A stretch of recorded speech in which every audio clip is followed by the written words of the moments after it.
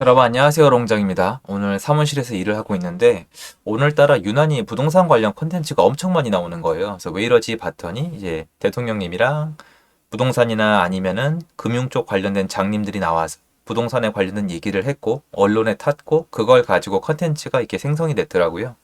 내용이 좋기도 했고 몇 가지 인상 깊긴 했어요. 그런데 그런 내용들은 이미 보면은 콘텐츠 유튜브 검색해도 많이 나오시는 걸로 알고 있고요. 저는 아마 오늘 제가 말씀드리는 부분이 몇몇 분들에겐 좀 불편할 수도 있습니다. 그래서 평소에 저한테 좀 미운털 박히신 분들은 여기서 종료하시는 게 더 좋지 않을까라는 생각이 들어요. 저는 그냥 제가 말씀드릴 수 있는 한 최대한 도움을 드릴 수 있는 제가 아는 내용을 말씀을 드릴 거예요. 일단 오늘 이제 기사가 나오고 이거저거 발표가 나온 거에 대해서 저나 아니면 저희 이제 라이브 참여하시는 분들은 아마 놀라진 않으셨을 게 저는 이런 지금 오늘 발표 나온 내용들 거의 모두 다 지금 이 방향으로 갈 수밖에 없다고 생각을 해서 강의를 만들었다고 말씀을 드렸습니다. 뭐 오해하실까봐 말씀드리지만 제가 뭐 딱딱딱 맞췄다는 게 아니라 시장이 저는 올해 요 지금 하락장 있잖아요. 쇼크장. 쇼크장도 사실 지금 정부가 봤을 때는 당황을 할 수밖에 없었을 거예요. 이 정도로 갈 줄은 몰랐다. 왜냐면 지금 갑자기 규제를 푸는 속도가 너무 빨라요. 갑자기 너무 빠르다는 느낌 여러분 혹시 안 드시나요?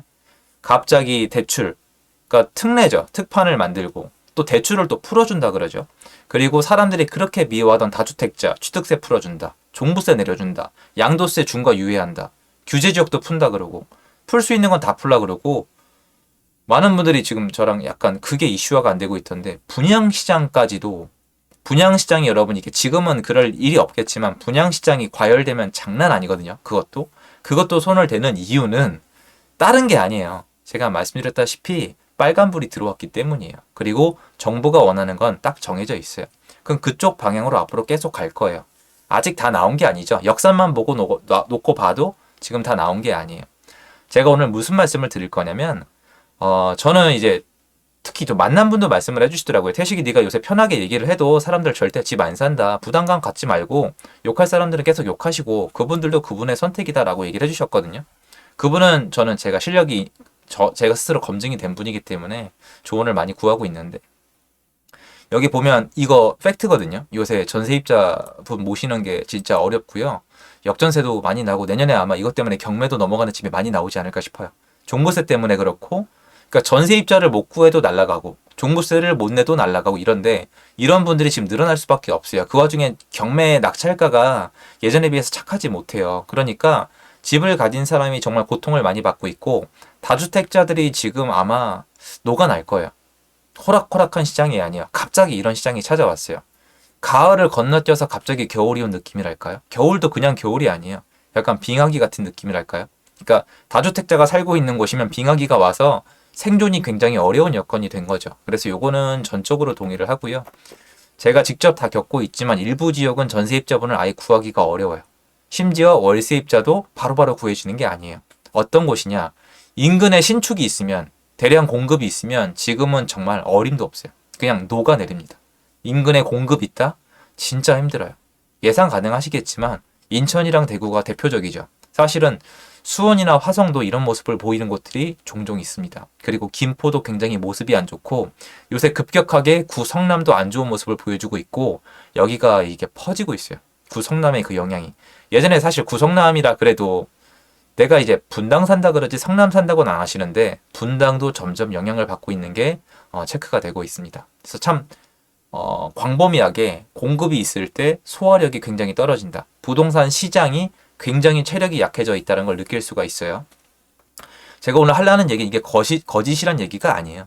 제가 오늘 하고 싶은 얘기 뭐냐면 저도 신중하잖아요. 특히 다른 것보다 특히 뭔가 강의나 라이브를 하기 전에는 조언도 많이 구하려고 해요. 특히나 올해 시장을 겪으면서 많은 분들에게 조언을 구하려고 노력을 많이 하거든요. 참고로 여러분이 알고 있는 그런 유명분들은 아니에요. 저는 그거 상관없어요. 저처럼 유튜브를 할 필요 없이 투자 수익이 높은 분, 이미 성공한 분, 가진 게 많은 분, 이런 분들 좋아요. 사업체를 꾸리시면서 부동산 투자를 해온 분들, 부동산 투자가 아니라 사업으로 성공해서 그냥 건물주가 되신 분들, 자산 시장에서 가시적인 성과를 내신 분들을 좀 따라다니면서 얘기를 하는데 그분들 말이 다 맞다는 게 아니라 동의하는 것, 동의하지 않는 것 이런 것들을 서로 공유하는 편이에요. 제 주변에 있는 분들이 있잖아요. 제 주변에 있는 분들을 기준으로 말씀드리면은 지금 시장은 집을 사는 게 맞다라는 의견으로 모여져요. 엄청나게 반대하실 거 알아요. 근데 맞아요. 저도 마찬가지고 그분들도 마찬가지고 지금은 집을 사는 게 맞다는 의견이 모아져요. 왜냐면 부동산을 이미 규제를 완화하기 시작을 했고 그리고 이런 것들이에요. 뭐냐면 뒤바뀐 갑을 관계 임차인 방 뺀다 통보에 임대인 발 동동이잖아요. 여러분은 이게 상식을 놓고 봤을 때 임대인과 임차인의 뭐 사람들이 원하니까 만들어낸 단어니까 저도 쓰는 거예요. 갑을 관계가 장기적으로 뒤바뀔 수 있다고 생각하세요? 어떻게 생각하세요? 이거 전 상당히 쉬운 질문이거든요. 집주인과 세입자의 관계가 물론 기사 말꼬리를 잡자는 게 아니라 장기적으로 봤을 때 장기간 평균을 내고 봤을 때 임대인과 임차인의 갑을 관계가 역전이 가능하다고 생각하세요? 일부 분들은 이래요. 야, 그게 네 생각 자체가 썩은 거다. 누가 감히 갑이고 누가 감히 을이냐. 똑같은 관계인데 계약의 차이일 뿐이다. 웃기는 소리 하지 마세요. 그런 분들은 이 자본주의 사회에서 이 물건들을 누릴 자격이 없어요. 스마트폰도 쓰실 자격이 없고 컴퓨터도 쓸 자격이 없다고 생각해요. 저는 그렇게 생각을 해요. 자기는 편하고 좋은 거 다 쓰면서 그게 누가 주는 건지, 누구의 노력으로 만들어진 건지, 누구로부터 온 건지 아무 관심도 없고 입에 달콤한 건 삼키고 뭔가 누리는 사람은 다 끌어내리고 싶고 그냥 거짓 심보죠. 성공하겠습니까? 여러분, 제가 집주인이 임차인을 함부로 해도 된대요? 절대 안 되죠. 법적인 책임을 다 져야 돼요. 그런데 엄연히 따지면 임대인과 임차인은 갑을 관계에서 벗어나지 못해요. 왜냐? 임대인이 있어야 임차인이 있는 거예요. 근데 우리 사회는 얘기합니다. 임차인 내가 있는 덕분에 네가 집을 가지고 돈을 번 거 아니냐? 그럼 전 다시 얘기해요. 그렇게 집 사시지 그랬습니까? 놀리는 게 아니라 내가 원해서 임차를 했죠. 내가 원해서 남이 등 떠민 게 아니라 그럼 또 이 얘기하세요. 아 그게 아니고 집값이 많이 올라서 그렇게 한 거고 집값 내리면 나도 살 거다. 이거 거짓말인 거 이제 다 아시잖아요. 옛날에 서울에 미분양 천국이었는데 아무도 안 샀어요. 오르니까 살라고 했잖아요. 무슨 말이냐? 집주인이 부러운 게 아니라 집주인이 가격이 올라서 돈을 번 게 그동안 미웠던 거지 집주인 자체에 대해서는 아무 생각이 없어요. 그런데 임차인은 임대인이 없으면 존재할 수가 없어요. 근데 전 인정해요. 임대인은 임차인이 없으면 존재할 수가 없어요. 그건 맞아요. 하지만 집주인은 달라요. 집주인은 임차인이 없어도 존재할 수 있어요. 집을 비워놓거나 내가 들어가 살면 됩니다. 하지만 임차인은 임대인이 없으면 존재할 수 없어요. 상황과 조건을 따졌을 때 갑을 관계는 명확해요. 더 아쉬운 건 임차인이에요. 지금 이거는 100% 팩트예요. 임대인이 죽어나가고 있습니다. 그런데 굉장히 특이한 상황이죠. 이런 시장이 장기간 침체할 확률은 전 높지 않다고 알고 있습니다. 이런 시장은 반등을 합니다. 그러면 여기에 이런저런 얘기가 나올 거예요. 아직 금리 인상 안 끝났다. 이제 시작이다. 다시 말씀드리지만 전 그것만 가지고 집값을 체크하지 않아요. 지금이야 뭐 이런 얘기 저런 얘기 하시겠지만 장기간 시장에서 살아남은 저예요. 그것만 보고 파악한 적 없습니다. 부동산 시장은 수급이 문제고 여러분들의 그런 어떤 생각과 어떤 그 정치에 대한 지지 때문에 수급이 맞아떨어진 적이 없어요. 지난 정권 보세요. 부동산 억죄니까 사람들이 엄청 좋아했잖아요. 그럼 공급이 돼요? 공급이 안 되죠. 그러니까 지금 이 모양 이 꼴이 된 건데 지금은 타이밍이 잘 맞아떨어졌죠. 여러분 참 이건 아셔야 됩니다. 지금 시장이 얼마나 부자연스럽냐면은 작년 말이죠. 대선이 있기 전부터 벌써 얘기 나왔어요. 감사원에서 감사를 했더니 통계 조작이 있었다는 정황이 나오기 시작을 했습니다. 이미 언론에 나왔죠. 하필 대선이 시작된 전이에요. 대선 전부터 아예 대놓고 올라가고 있는 시장을 내려가고 있다고 통계를 조작했을 가능성이 강력하게 제기가 됐죠.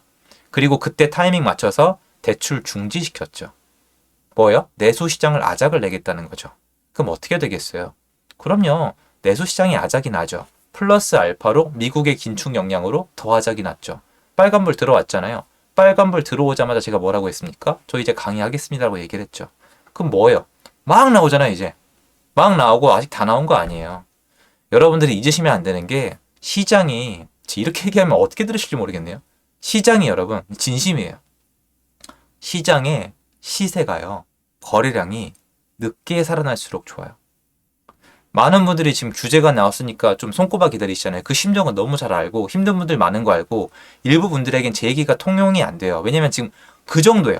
누군가는 살아남기 벅차요. 당장 망하게 생겼기 때문에 그래서 이런 상황이 온 거거든요. 그건 맞는데 누군가에게 놓고 봤을 때는 지금 시장의 반응이 없을수록 좋아요. 제가 계속 제 영상을 통해서 똑같이 말씀드리잖아요. 이 시장이 그렇게 좋으면 끝까지 가져가 봐라. 해봐라. 난 상관없다.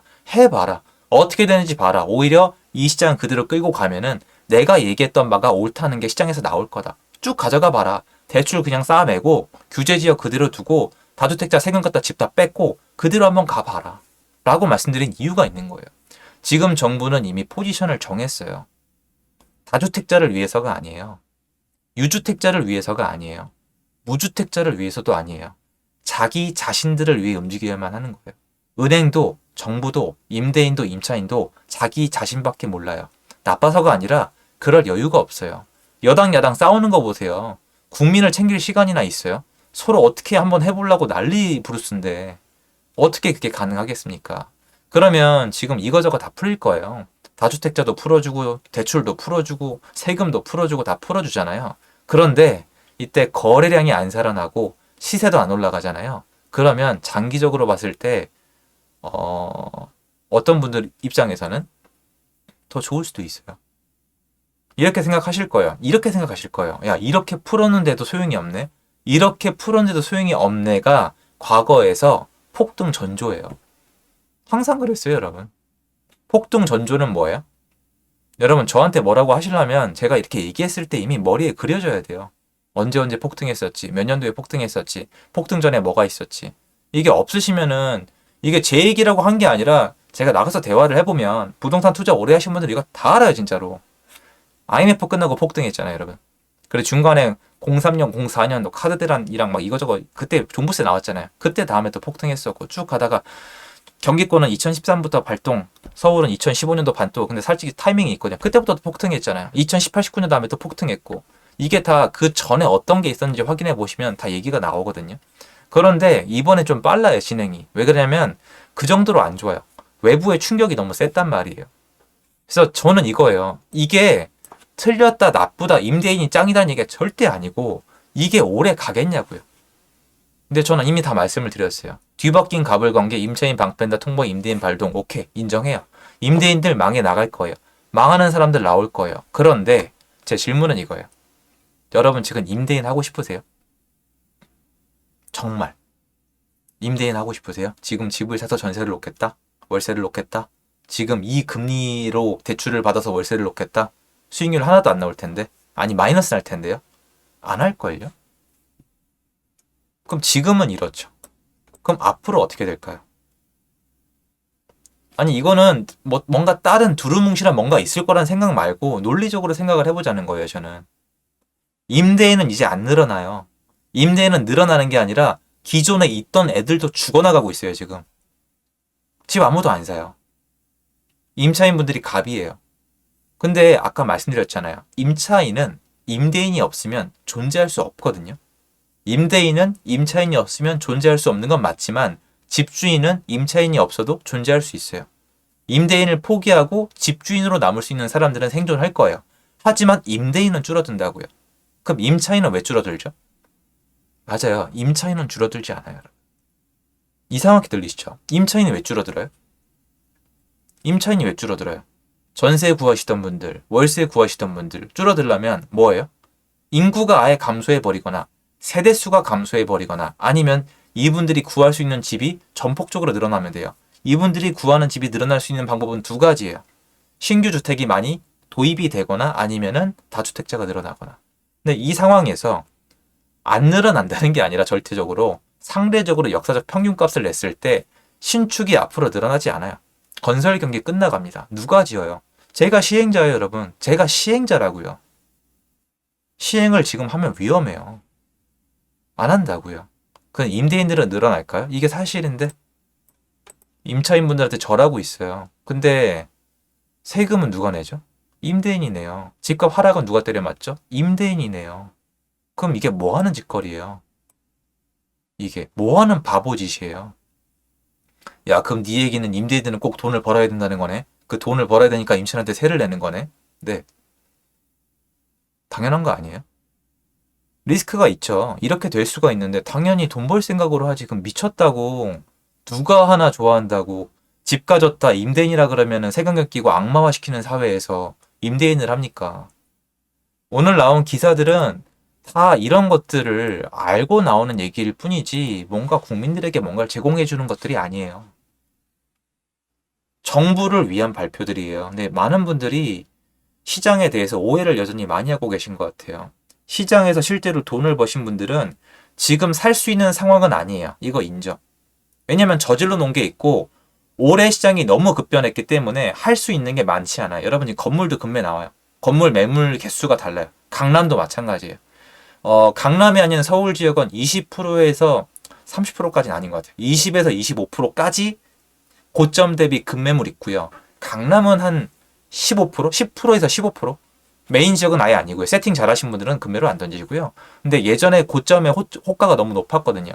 이런 시기에 사람들이 이렇게 달라붙지 않는단 말이에요. 근데 문제는 뭐냐면은 이건 필수지예요. 주택은. 그래서 임차인분의 수요가 꾸준히 있어요. 역사적으로 계속 있었거든요. 이분들을 누군가 소화를 해줘야 돼요. 이걸 소화해 줄 수 있는 사람은 다주택자밖에 없거든요. 그런데 지금은 무조건 1가구 1주택으로 밀어붙이고 있잖아요. 이거를 깨야 돼요. 안 깨면 일정 시간 이내에 문제는 생길 수밖에 없어요. 뭐 금리고 나발이고 문제는 생겨요, 여러분. 금리고 나발이고 간에 임대차 시장에 문제는 생길 수밖에 없다고요. 그런데 지금 상황에서 임대인이 어떻게 하면 늘겠어요? 저는 정부가 그 방향으로 간다고 생각을 해요. 이게 왜 중요하냐면 지금 발표한 어떤 완화들이 안 먹히면 어디까지 갈지를 예측해 보자는 거예요. 전 오늘 굉장히 중요한 얘기를 많이 했거든요. 그래서 여러분들이 한번 곰곰이 생각해 보시면은 앞으로 시장의 방향이 상당히 많이 보이지 않을까 이런 생각이 듭니다. 그래서 오늘 제가 했던 밖에서 나눴던 대화도 있고 오늘 발표된 것들도 느끼고 요새 뭐 거시경제, 대외경제 또 파월의 얘기도 이거저거 다 섞어 보니까 지금쯤에서 이 얘기하면은 좀 이렇게 일부분들은 아닌 분들도 많겠지만 일부분들한테는 상당히 좀 도움이 되겠다 이런 생각을 했습니다. 도움이 됐으면 좋겠습니다. 감사합니다.